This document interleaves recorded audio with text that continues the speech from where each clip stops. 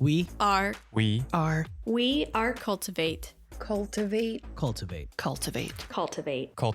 We are cultivate.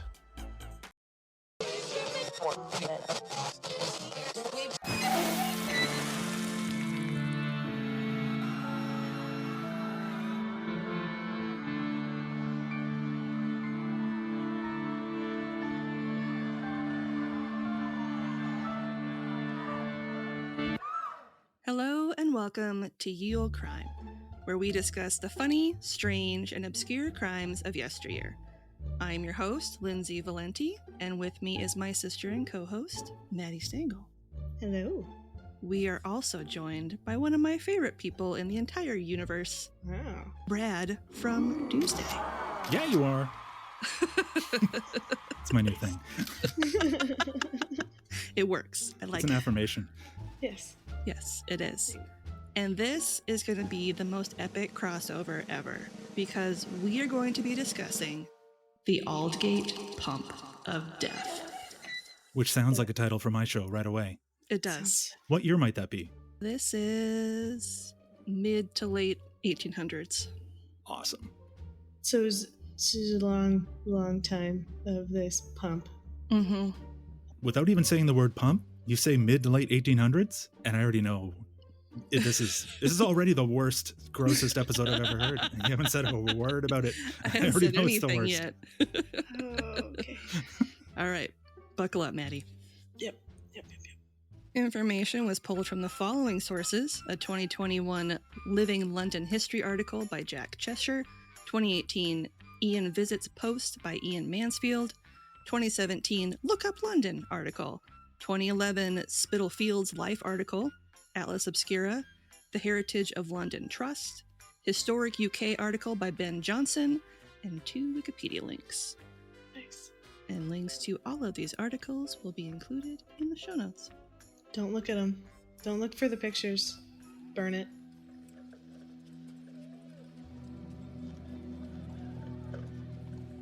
If you travel to London and want to check out a truly horrifying reminder of a dark and disgusting time in its history, look no further than where the corners of Fenchurch and Leadenhall Streets meet up with Aldgate High Street to feast your eyes on the infamous Aldgate Pump.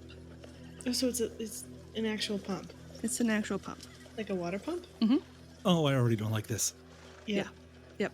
No, oh God, keep going. Horrifying and water pump in Yep. a city.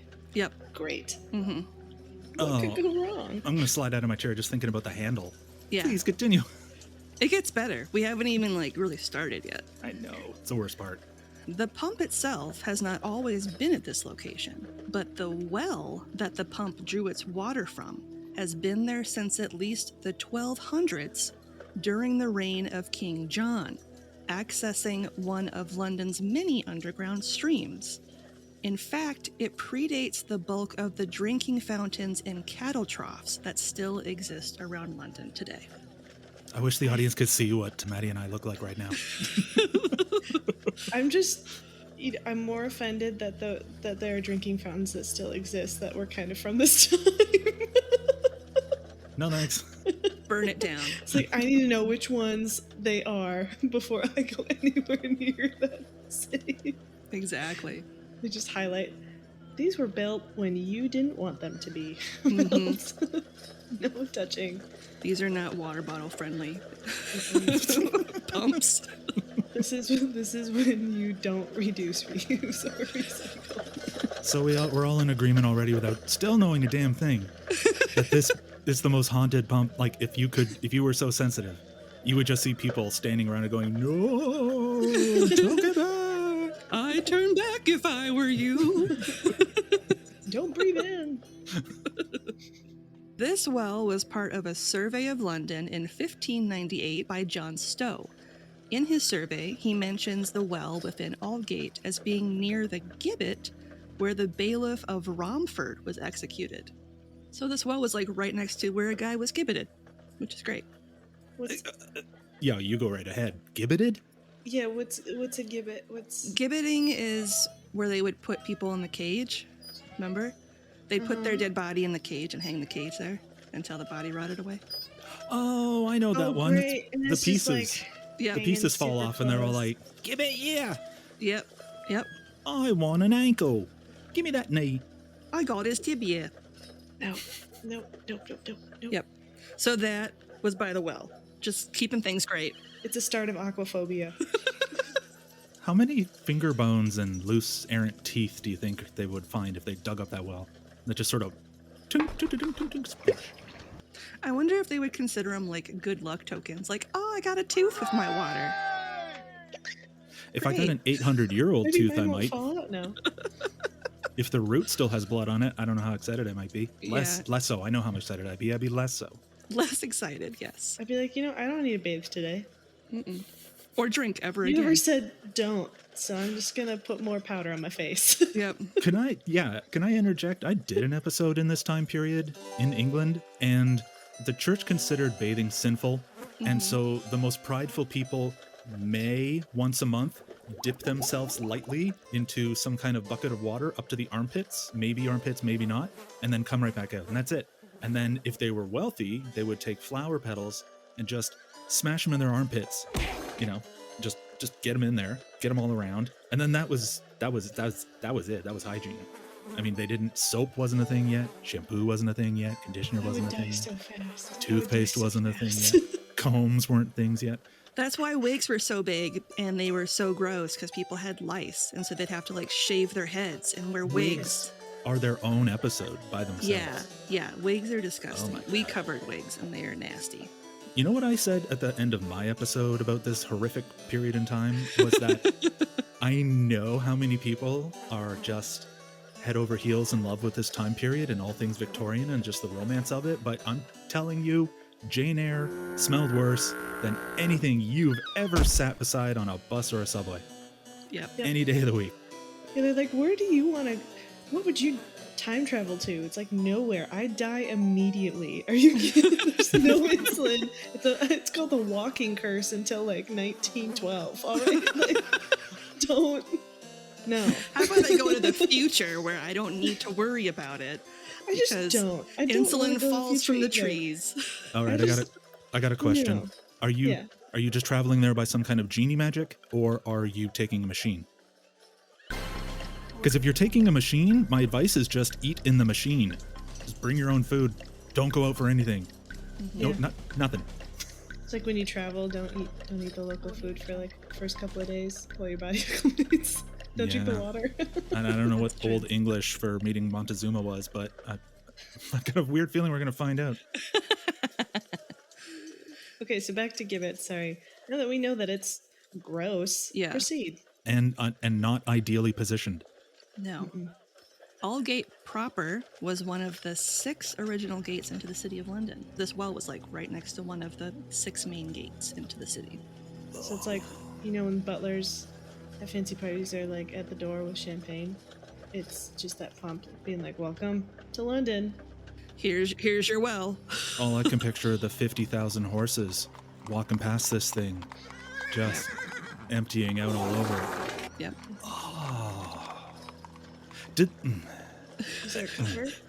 That's what I want to know. What did it have a grate? Was it Yeah. covered? Did they try to put something over it? Well, we're getting there. Oh god. The earliest illustration of the pump, not the well, Maddie, the worst case scenarios, she tells us.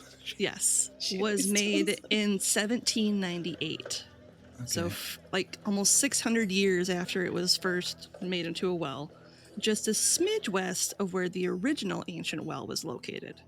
The pump was constructed into an obelisk with large square-cut stones and placed upon a heavy base with iron lamp brackets on all 4 faces and a large lantern on the top. A long, thin handle located on the side of the obelisk allowed the drinker to pump the water from beneath it. So it's already a portal to hell, is what you're Yes. saying. They As just- you're saying this, all I'm hearing is, and a long, thin hand is just there. Body, just, it's on it. You just shake it. It just it drapes holds your on it. hand. It's like, oh, we met this way. It does the weird, like, the tickle your palm thing when you, like, hold it and shake its hand. It's really. It's just really gross. You're just like, ugh. So you pull your hand away. At the time, the Aldgate pump was used to measure distances into Essex and Middlesex. Like a Greenwich kind of a thing. A mile marker, yeah. Once you see the pump, you know you're going somewhere. I don't know if it's good or bad. I Yep. think it's to death. So Yeah. I'm at the pump, and now I'm measuring the rest. I'm measuring my time. Once you're at the pump and you utilize this pump, I'm guessing that you can now measure your time span, like Before you on die? the number of fingers you have. Yep. How far can I make it to Middlesex before I expire? Can I make it home after I just ingested this water? She hasn't even said anything about the water. We're really jumping to conclusions. I here. know, I haven't even got there yet.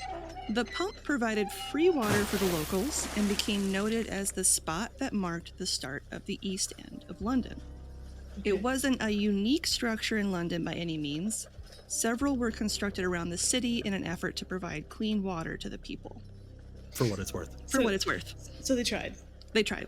A for effort. There was a good intention Mm-hmm. behind the satanic symbol of the obelisk with the haunted hand. Like, free water, children. Mm-hmm. Drinking you will absorb your bones. I mean, Mm-hmm. it's good for your bones. Is something bad going to happen with bones? Keep that in mind, the Oh, good for good your God. bones. In 1860, it was mentioned in Charles Dickens' The Uncommercial Traveler, when he wrote, quote, "My day's business beckoned me to the east end of London. I had turned my face to that part of the compass and had got past Aldgate Pump," end quote. In 1868, the pump was famous for its water, which was described as, quote, "bright, sparkling, and cool, and of an agreeable taste." End I quote. thought you were going to say a color. You were going to describe some kind of tone, some kind of taupe. Mauve. So they liked the taste And they of it. liked it. Yep. Relative to... And it's sparkling? Is Mhm. that debris? Why don't we discuss it? Well, water shouldn't sparkle. All right, I've got a new philosophy. If you go back in time and you're thirsty, just lay down with your mouth open and wait for it to rain. Mm-hmm. Or for a passing horse, apparently. Oh, God. If you get that kink, you're great. Yep. Golden. I'm not into water sports, but I like what you did there, Maddie.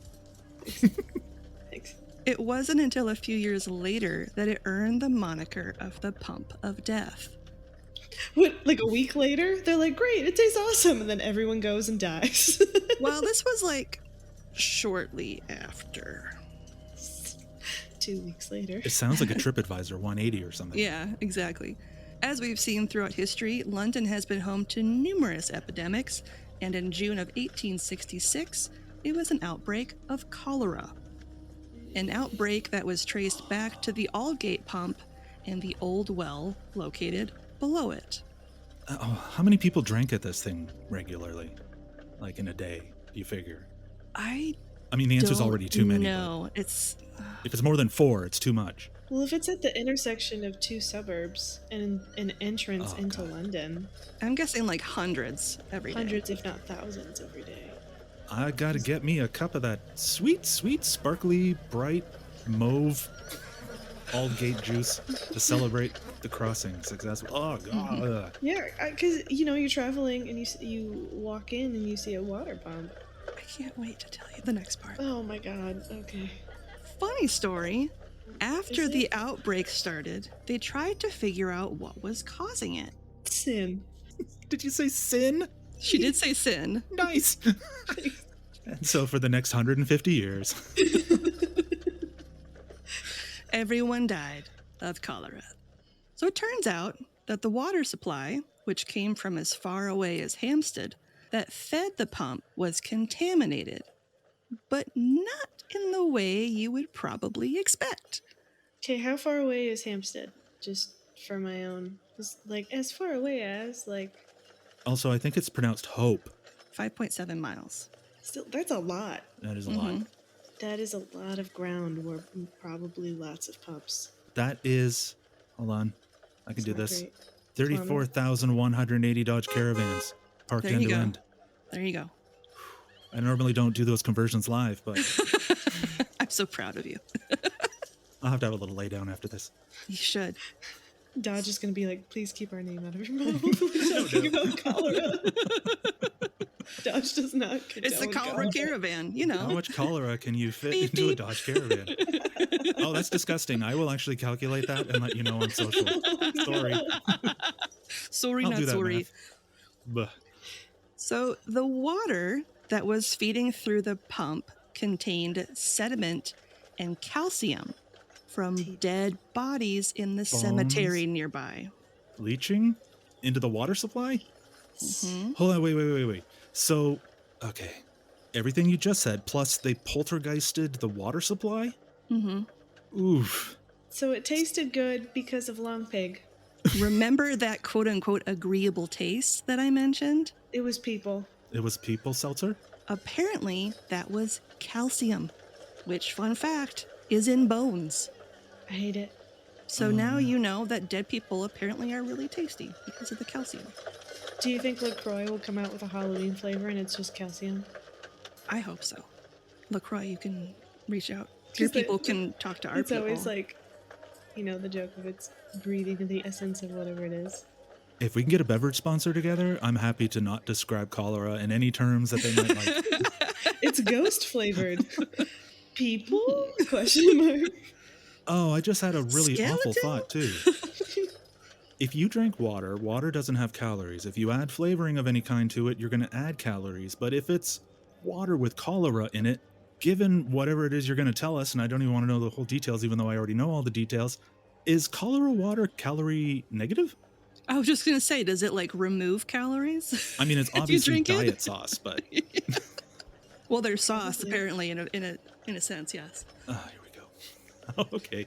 So All right. We signed up for this. Yes. Hit us. I didn't. I have to show up, and she just does this every week. you are contractually obligated to be here, whether you want to or not. And I delight in it every single week. All told, the cholera epidemic in the East End of London claimed 5,596 lives, but not just as a result of contaminated water. It was also due to overcrowding. All right. I've already got so many questions. How long did this last? So you got 6,000 people. How long did that take for... Like, did people stop using it because they couldn't reach it anymore because there were too many dead people all over it, or... It's just a pile. Wasn't there a I'm pump so here? tired of crawling over these dead people to the there magic was a pump. water all the time. What is this random hand doing sticking out here? I kind of want to play with it. Hey, what's squirting out of both ends of that guy, and that guy, and that guy, and that other Is that guy? that water and from her? the well? If I can use that instead of drinking the well, it's because they're closer. That's I the think first... London's first drinking fountain. Ugh. It lasted a couple years. It's the human centipede of fountains. Gross. But that's still at least 10 people a day. I mean, that's a lot. Yeah. Wow. Minimum. Yeah. And they were like, something might be wrong. Maybe they weren't drinking enough of the water. Mm-hmm. Oh, my lord. What a bad time for a hydration campaign. Right. No sponsorships there. Lots of sponsorships for ale. Water tastes like teeth because it is. Yep. Just so many advertisements for ale. They're like apple juice. We don't Tastes like dead people. put any water in it. Every time you say that, I'm just here AIL, like ale. It does not cure what ails you because it is what ails you. Oh, I'm ever so curious. Please tell me more. Yes. The pump was updated in 1871 to how it looks today. The stone bands in a wavy design were added, as well as a wolf's head spout that includes a push button, which was added between 1880 and 1912. The wolf head supposedly symbolizes it as where the last wolf in London was slain, which I don't like. And thrown into the well, I'm sure, Yep. Yeah. To with just its make family it and spicier. all the other dead. Yeah, okay. Yep. And everyone who drinks it becomes a werewolf. Mm-hmm. Cursed. Yum. Chef's kiss. It's the lycanthropy la croix. Only 6,000 bottles available. Oh my god. Contact our people.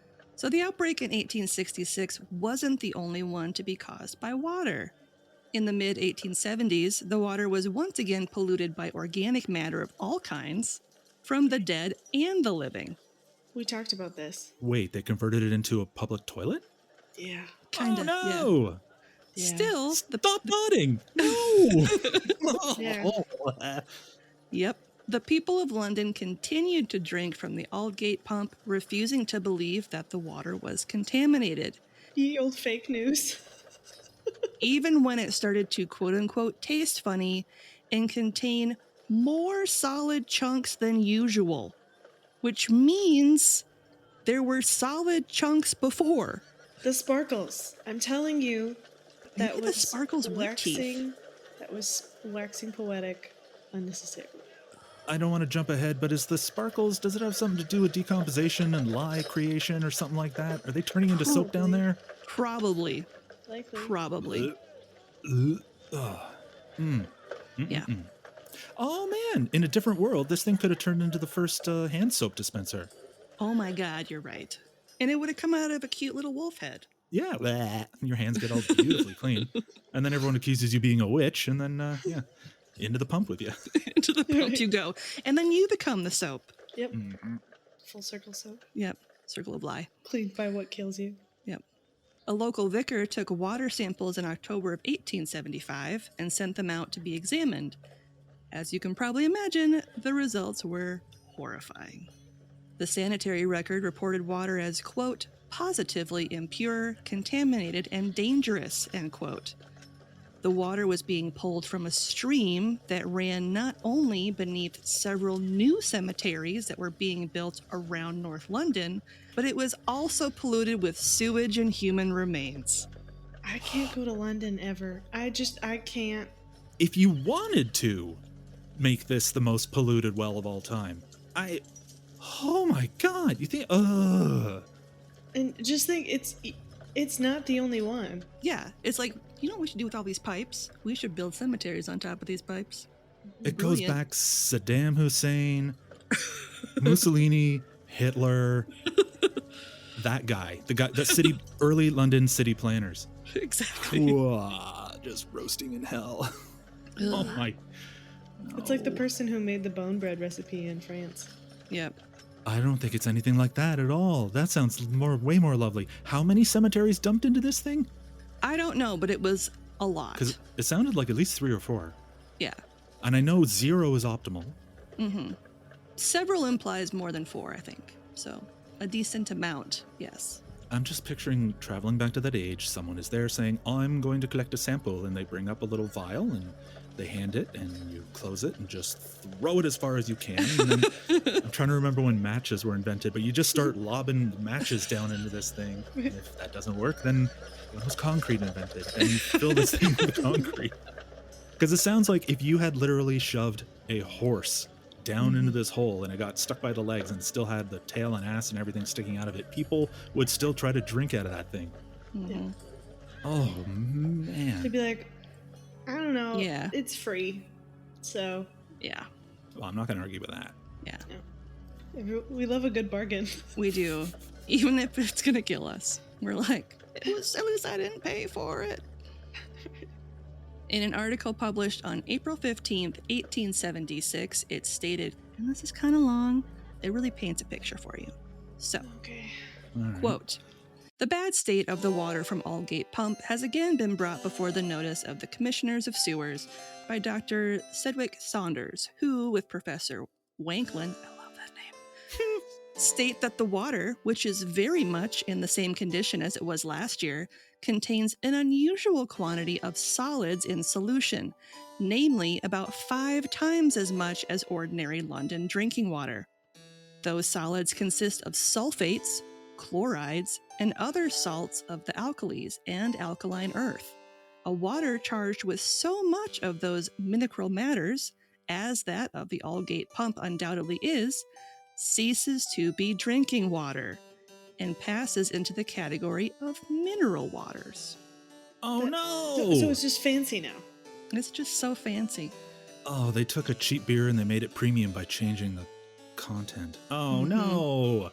The specially objectionable peculiarity of the water of the Aldgate Pump is that it is charged with effete organic matter, as is shown by the quantity of albuminoid ammonia which it yields, and also by the excessive quantities of free ammonia and of chlorine which it contains.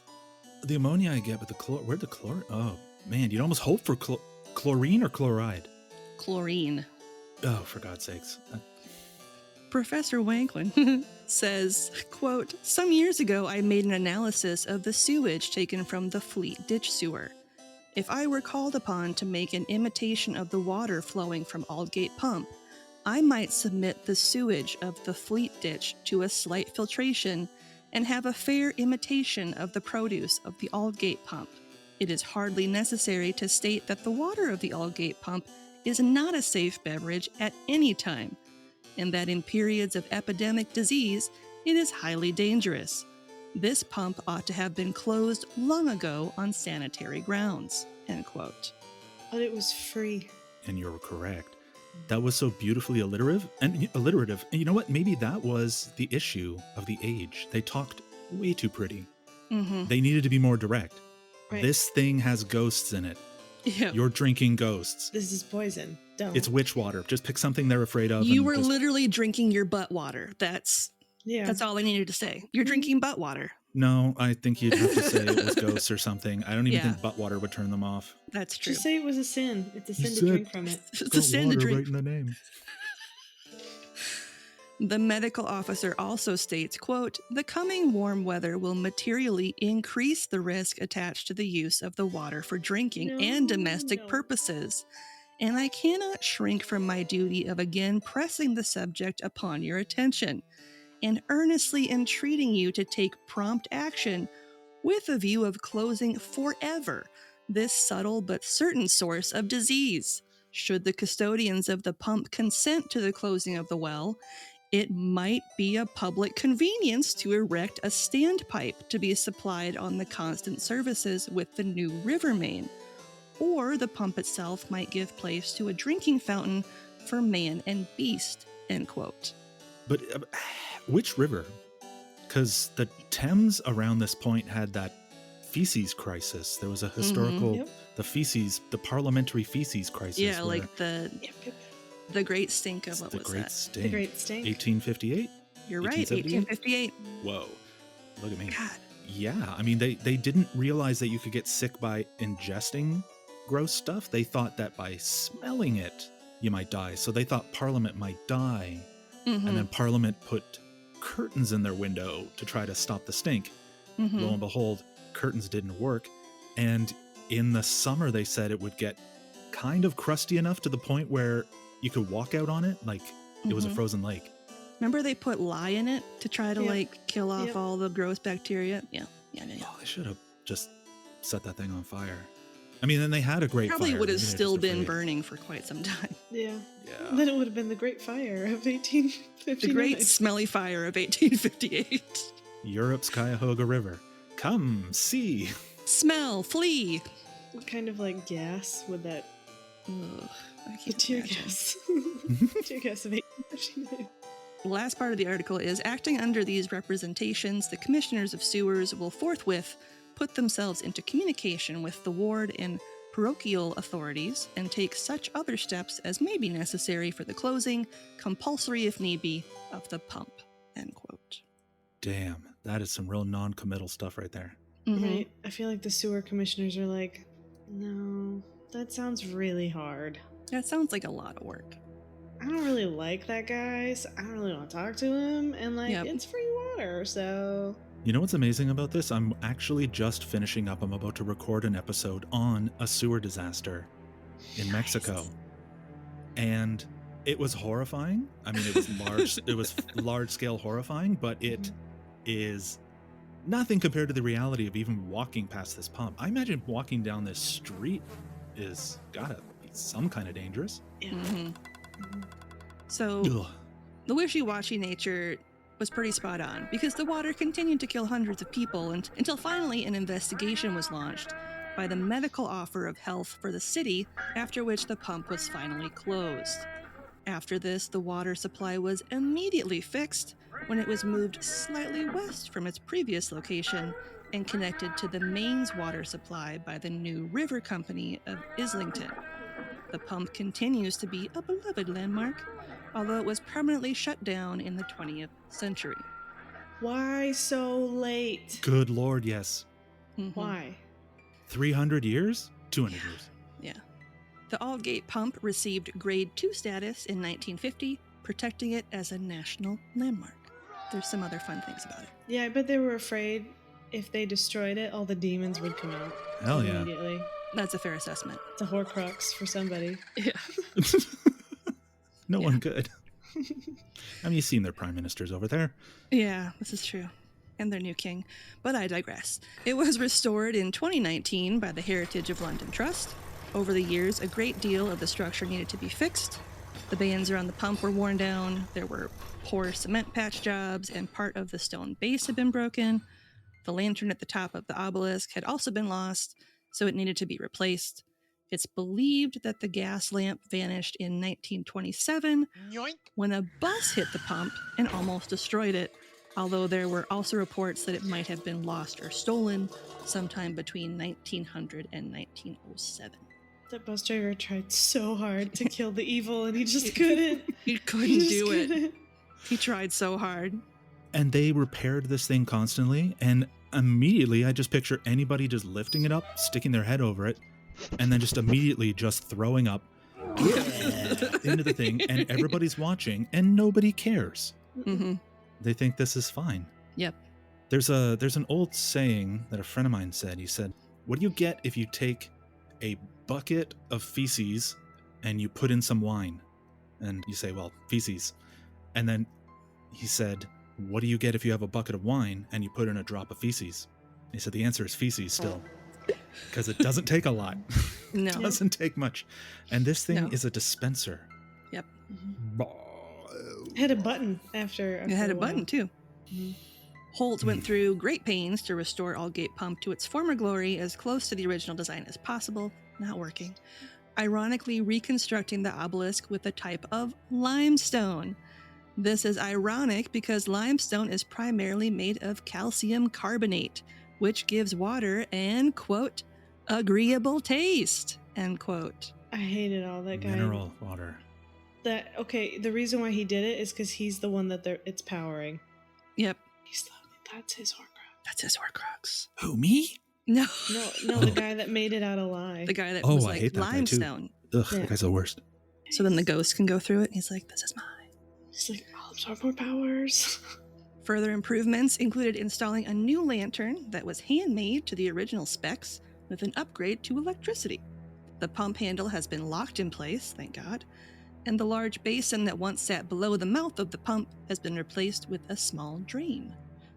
If you had an outhouse that was full, and I mean like over the top full, just like a mountain stick, it's done. Yep. And I say, you know what? I'm putting some siding on there and a rather lovely weather vane on top, and it has HBO now. It's still It's still full of shit. You still need to burn it.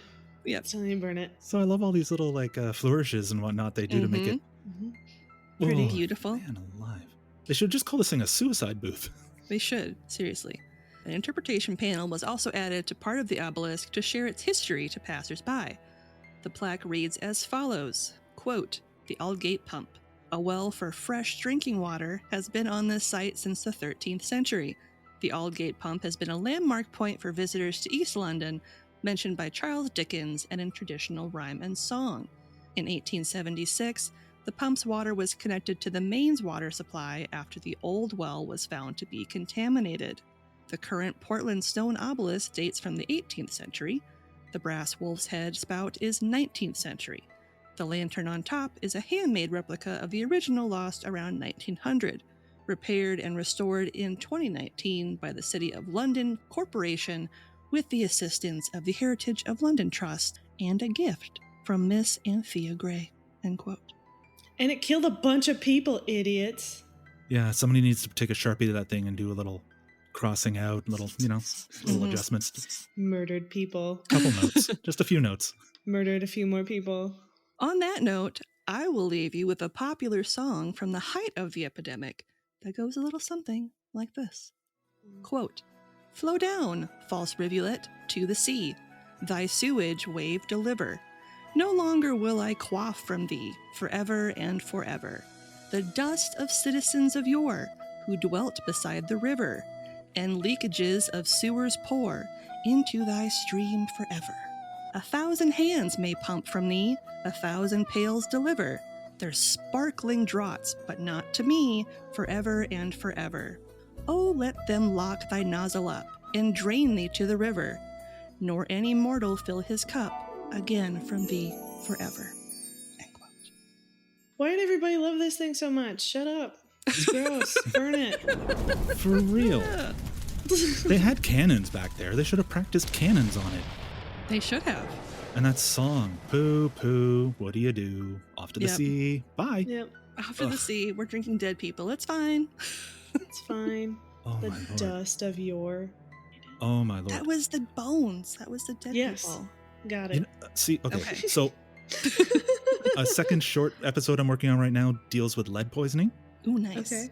And Nice. now I'm just, would I rather have lead poisoning or would I rather live in London? So now I want to do some kind of special. So would you rather live in Victorian London or would you rather live in Flint? Who still doesn't have clean drinking water, by the way. I've been saying that since I was a kid. Mhm. Yep. Oh, They- God damn it, Lindsay. Flint is the Aldgate Pump. Yep. It's America's Aldgate Pump. Aldgate. Mhm.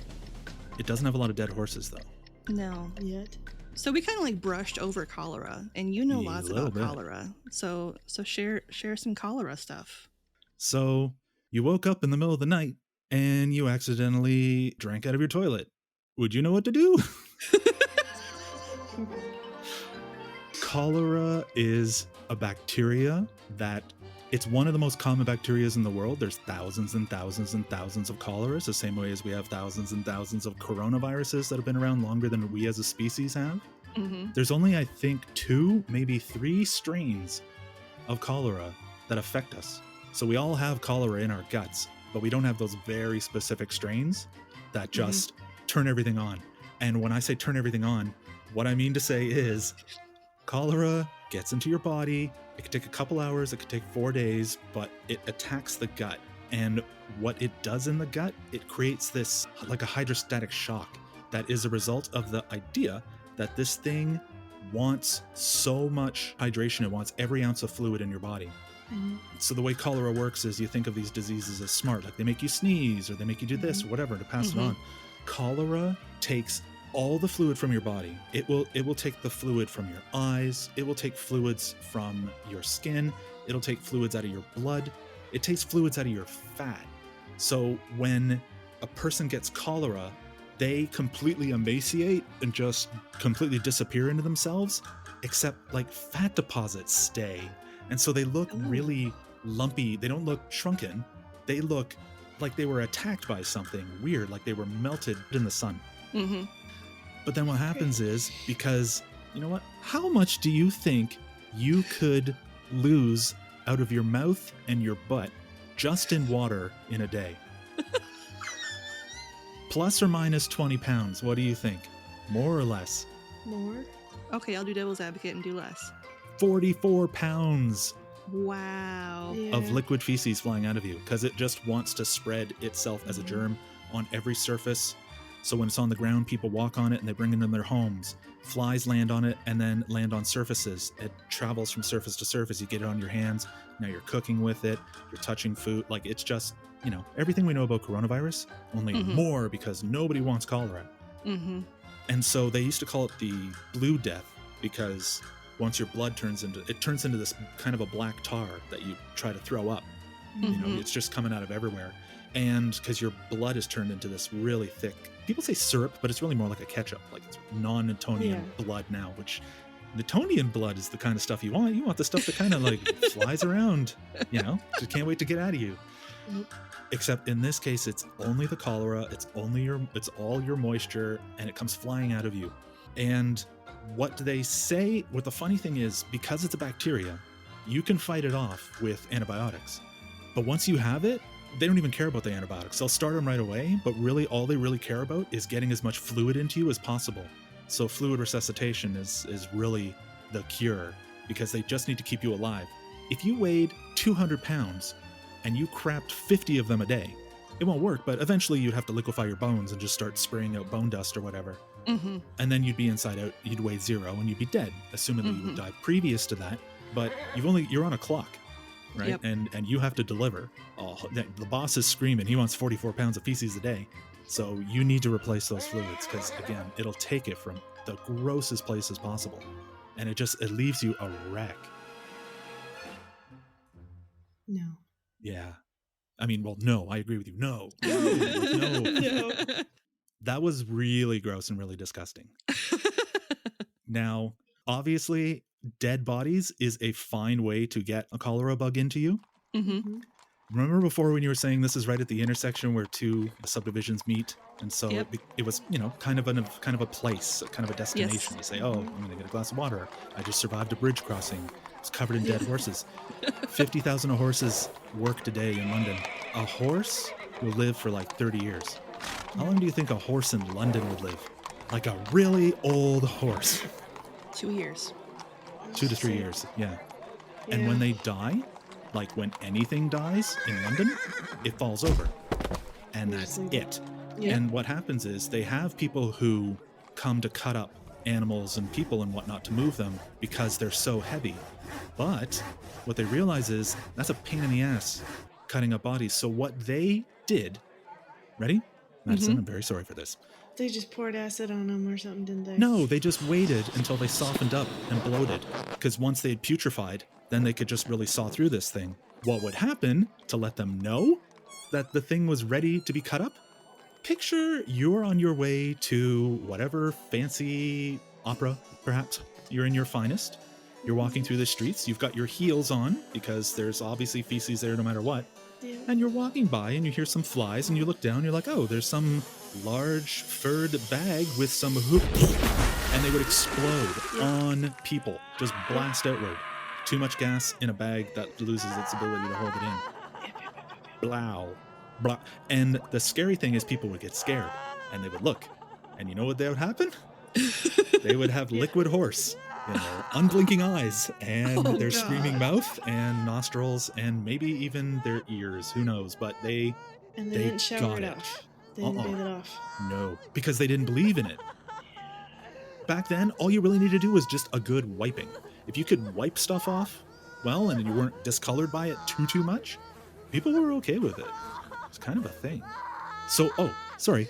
I wasn't just saying that to be gross. Comes around to a circle. No? Okay. I'm going to guess that that's where a lot of the cholera would have come from. And that's discounting the 3 to 4 cemeteries and the regular dead body parts raining in and this next and next and next and next and all the other ways that crap and poo and pee and dead feces and whatnot came flying into this thing. Just all the exploding bodies everywhere on the way to the pump? Because washing hands wasn't a thing. So if you have 5,000, 6,000 people using this pump, they're all touching the pump. And that the bacteria can live on the surface and it's constantly being replenished. So every new person who comes who previously didn't have cholera now does. Because the next thing they do, they're going to put their hands in their eyes, their mouth, their nose, because it's really difficult for humans not to.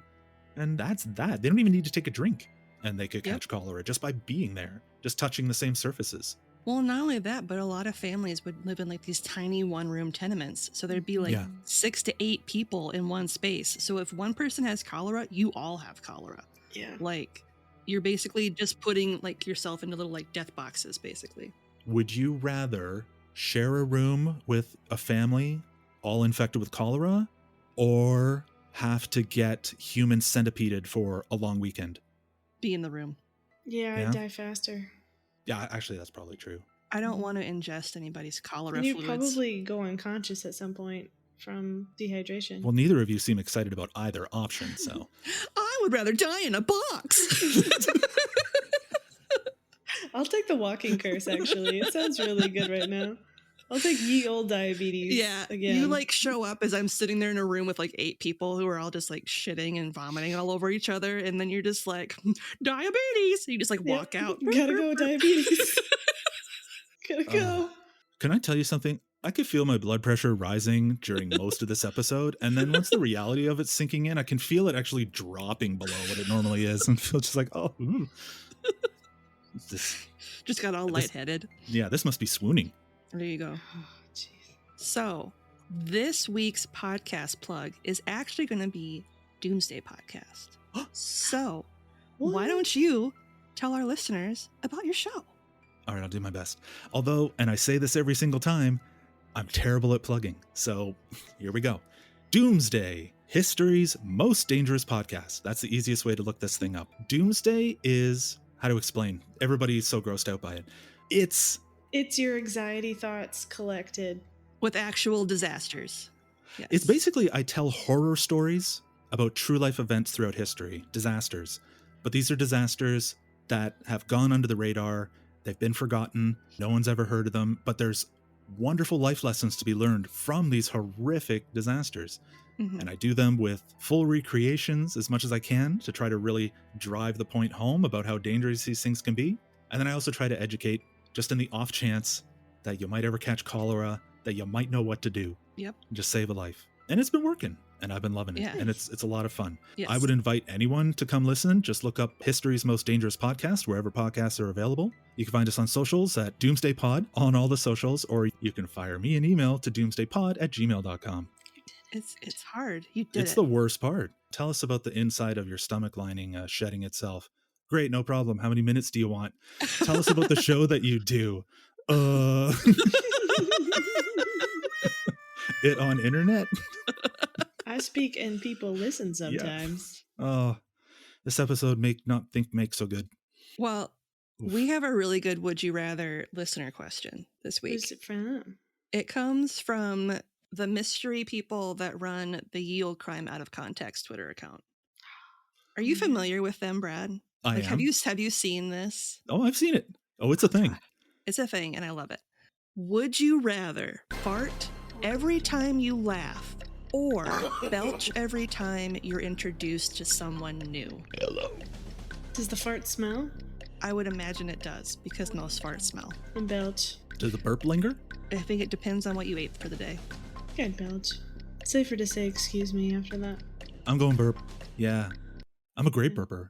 And I don't get to do it enough. My daughter hates it so much that I've trained myself not to burp. But I mean, if it was if the people at Yield Crime Out of Context are dying to know, then yeah, I want to burp. I mean, I'd fart every time I laugh because laughter's already contagious. But if you're sitting there Just farting. just laugh farting, Just crop dusting people. everybody's going to be laugh farting and leaving, obviously, but laughing as they're making their way out. Or at least just getting away from you. Nobody would watch a comedy special with you ever. See, and I think I would go for the farting. I would do the fart every time Really? you laugh, just because it would add to the comedic factor. I would love to do alternate weeks. Like, I'd love to go to the movies for a week and just be that guy. Just work at a comedy bar. Yeah, just get improv every single night. Laughing at my own jokes. That's how comedians know they've made it, is whether or not there's a smell to the room. Someone laughing and being like, You did great. It was horrific in there. I could barely breathe. Great job. it smelled like cholera water in there. Oh, no. Somebody kill us. So there you go. The people of Yield Crime Out of Context. Thank you for that question. Alternate weeks. Alternate weeks. That's the correct answer. I just want burp. There Networking and then just entertaining and networking and entertaining, and I switch. you go. All right. What is something good you'd like to share? Who wants to start? Not I, said the fly. Not it. Touch my nose. I Okay. can go. So I traveled for work for the first time with my new job. Mhm. And I met one of my new coworkers for the first time. He was really cool. And one of the highlights of the week was this really adorable bartender named Dean, who worked at the hotel bar at the top floor of this building in Jefferson City. And the first night we were there, we were like on our laptops, drinking waters, and talking to him. And he was like, the most haunted house in America is just down the street. He pointed out, and he's like, and then there's the haunted penitentiary where a bunch of windows were blown out, and for a couple $100 you can spend the night. And like just told us about like all the horrific things by us and how like he doesn't feel safe at night when he closes. And we both kind of just immediately fell in love with him and like, would go upstairs every day. He was like there just to hang out. And he was gonna go on a lovely vacation with his partner to the Carolinas. So hopefully, hey Dean, I hope Oh my you had a God. great trip. To the Carolinas. which I guarantee you are more haunted than Jefferson City, Missouri. Yep. And he's gonna go through like Pigeon Forge and stuff too. Oh my god. Yep. So this dude loves creepy things, and so I was like, okay, have fun. And the most haunted place in America is a bed and breakfast. Duh. It's an Airbnb. Obviously. We should go to there. No. Oh, come on. You know what you don't want to do is go to an Airbnb beside a penitentiary. That a tornado hit and didn't eliminate? Yeah. The tornado was like, this one's too good. I can't knock it down. It's too haunted, can't touch it. Sorry. There's too many ghosts. It's protecting. Too much respect. The ghost protected it. You do you, real estate. What's your something good, Brad? My something good actually is a text that came from my wife earlier. Aww. Nope. Okay.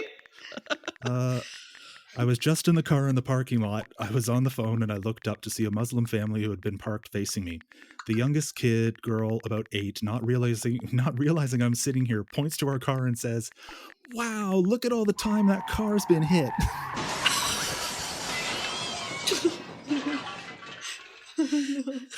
Because my car died and my mechanic lent me one of his, which was already pretty smashed up. And then I went ahead, like, I don't know, 2 days after getting it and got into my own car accident with it. Great. Maybe that's like the rite of passage. Yeah, you get the reporting collision sticker on there and just whatever with the grill. This little girl thought it was like, wow, never seen anything like that, not on TV. Amazing. It was such a pick me up. That's awesome. What's your something good, Lindsay? Yeah, Lindsay. I did a recording with John and Sean from Reddit on Wiki the other night. Nice. And I had a lot of fun talking to them on their show. I love talking to them. I don't talk to them enough. And they let me know that one of the previous episodes that I was on, where they did a segment called Confessionals, where they would share confessions that got progressively worse. Yep. Apparently, it's one of their most requested episodes. So they want to bring me back on for another one. And because I was like, yes, I want to make people really uncomfortable by talking about whatever the confession is. It's my favorite thing to do ever. That's cool. So on that note, let's shut her down. Let's do it. A great way to support the show if you want to help out but can't do so financially is to leave us a 5-star rating and review on Apple Podcasts, Podchaser, Good Pods, I think Podcast Addict is another one, or really wherever you can leave a rating and review. This week's comes from Good Pods, from our friend Zach. He leaves us a 5-star rating and says, "Get ready for ghosts and goblins, secret societies, demons, murder, and yes, even cryptids. Lindsay and Madison are hilarious hosts. I've liked every episode I've heard, especially the most recent one on Bigfoot. Give them a listen." This is probably one from a while ago, because we haven't done a Bigfoot episode in a while. We did a couple, but I'm assuming it's the actual Bigfoot one where like we talked about the pack of Bigfoots. Yeah, the Choctaw Bigfoot War of what year was that? Oh my god. I love the reality of the timeline that had a Bigfoot war at some point. Right? They don't teach you anything useful in school. They hide all the good stuff. They really don't. Of 1855. Yeah. I would have rather lived that than the obelisk drinking fountain. Because that was about the same time. That's fair. I would rather live in North America, naked in the woods, try not to get killed by big feet, than even visit London in Victorian times. I bet the big times. feet smelled better than Victorian London too. Probably because they knew better than to drink their own feces. Mm-hmm. This is true. On that note, as always, I'm Lindsay. And I'm Madison. And I am also Brad. And we will see you next time with another tale as old as crime.